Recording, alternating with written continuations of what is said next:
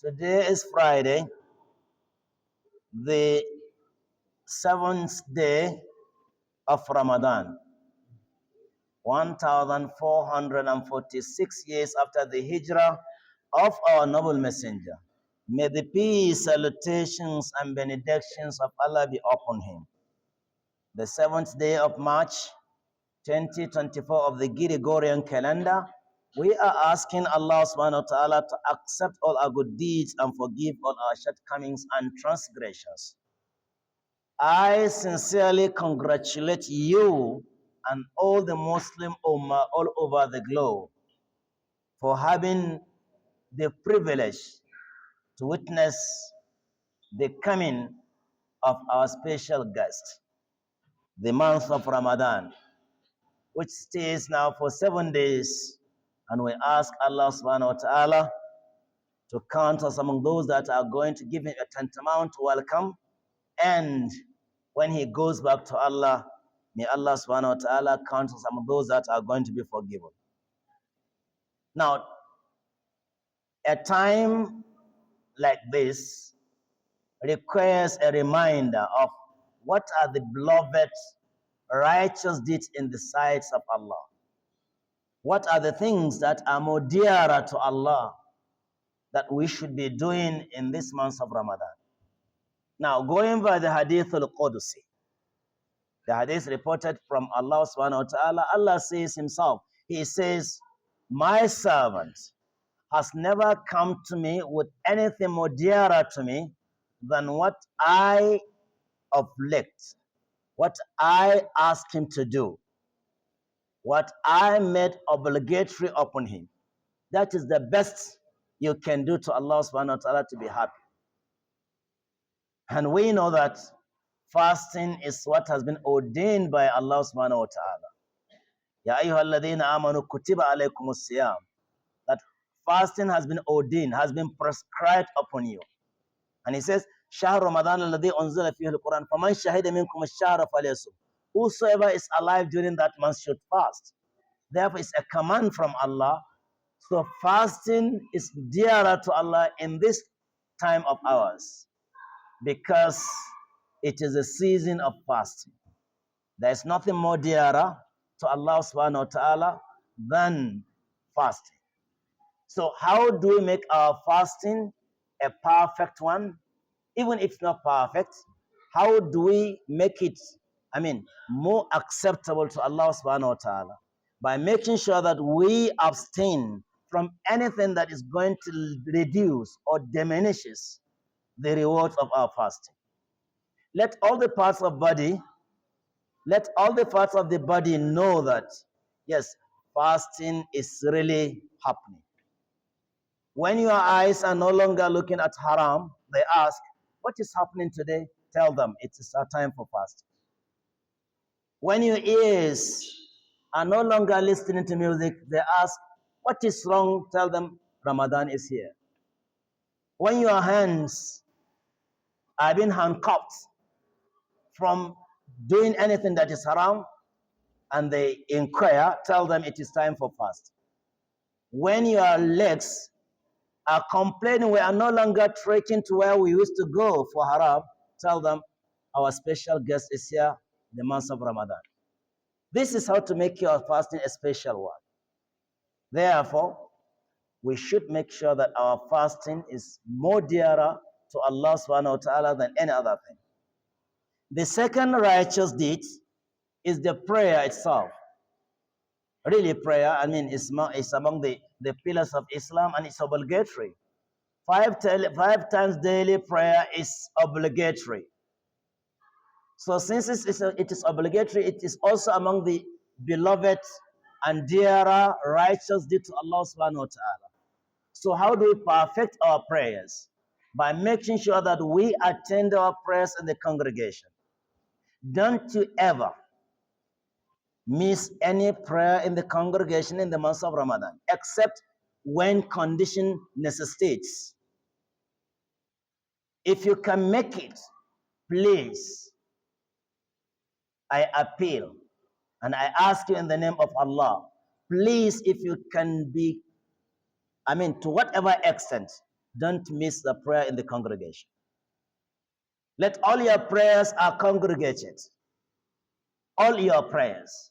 So that you have the multiples of reward mentioned by the Messenger alayhi salatu wasalam. Prayer is also dearer to Allah in the month of Ramadan.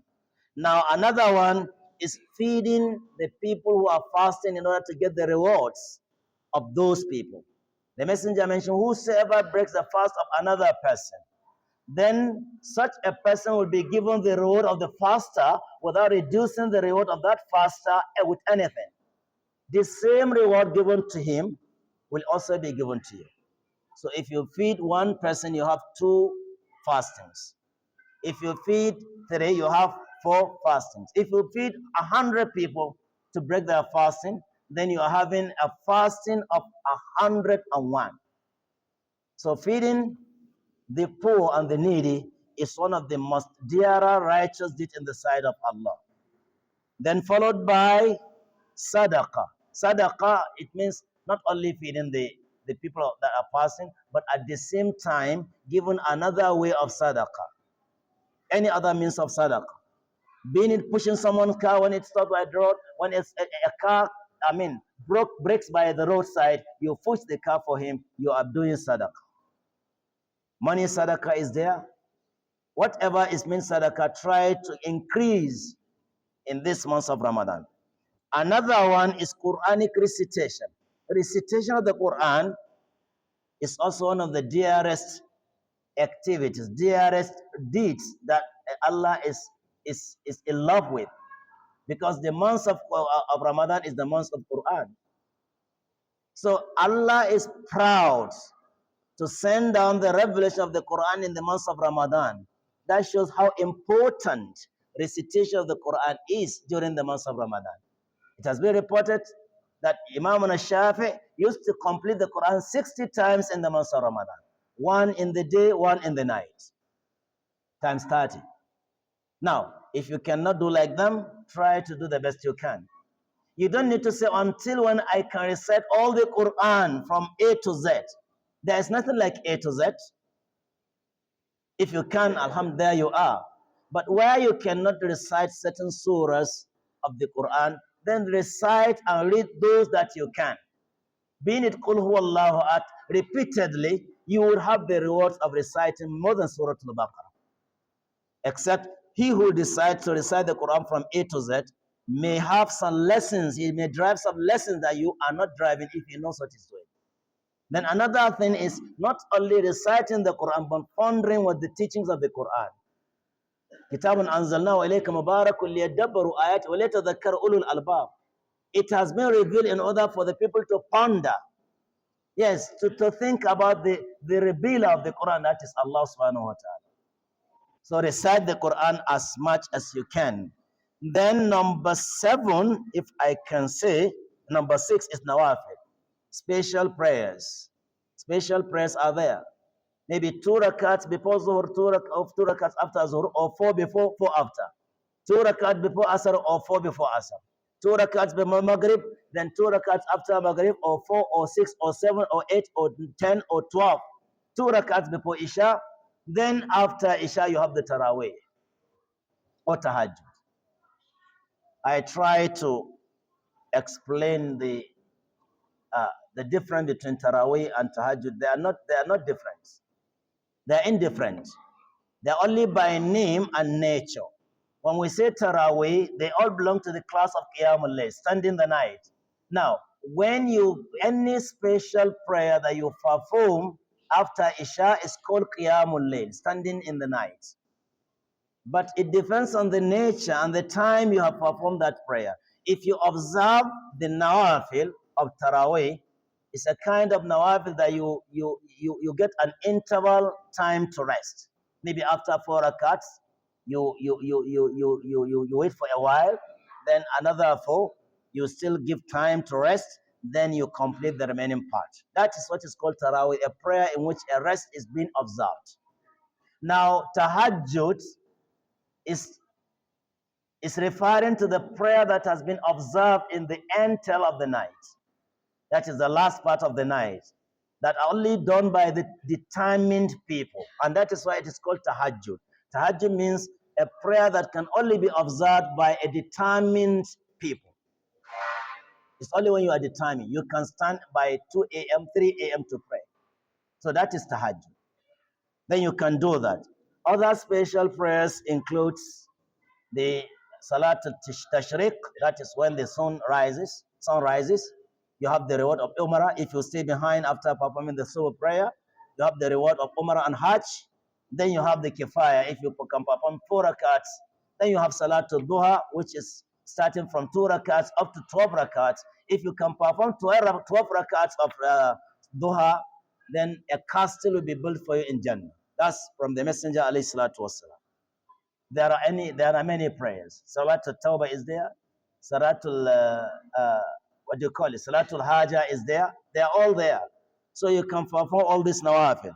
Then followed by Tara, which has been mentioned, followed by Tahajjud, which has been also explained.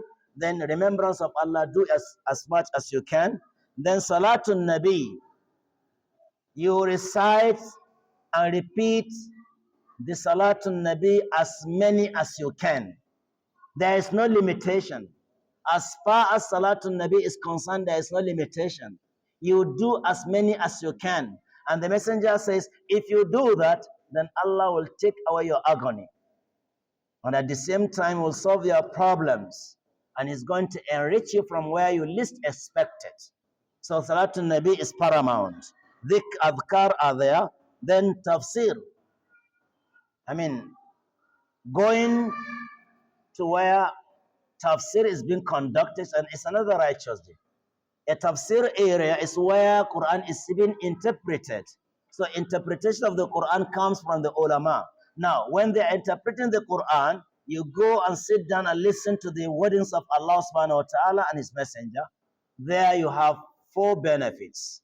That Allah will send down His tranquility on you, and then His rahmah, favors will also come and envelop you. Then the angels are going to also condone you. Then Allah will mention your names in the midst of the angels in the heavens. So attending tafsir is one of the righteous deeds that we should not be playing with. Then dua, you do dua as much as you can, because it's the month of acceptance of dua. Then i'tiqab, that is going to the masjid, sitting down in the masjid with the intention of worshiping Allah subhanahu wa ta'ala. You don't go out until or except when the condition pushes you to do that. Going to the toilet, eating outside or whatever. But when you are in i'tiqab, remember that you are the guest of Allah. And a mu'taqib is someone who cuts off from the world. You are cutting off from all worldly materials and all worldly caricature. So you are now in the presence of Allah. You are now a special guest. So try to be that special when you come to i'tiqab. Don't waste and squander your time for watching things that are not irresponsible. Don't listen to things that are not important. And don't gossip, don't backbite, don't attend any group that is not is irresponsible, so to say. So try to be mu'taqib as it has been mentioned. Last and not the least is the Umrah. If you have the means of going to Saudi Arabia, performing Umrah in the month of Ramadan is equivalent to having the rewards of performing Hajj with the Messenger alayhi salatu wasalam. May Allah count us among His special servants. Assalamu alaikum wa rahmatullahi wa barakatuh.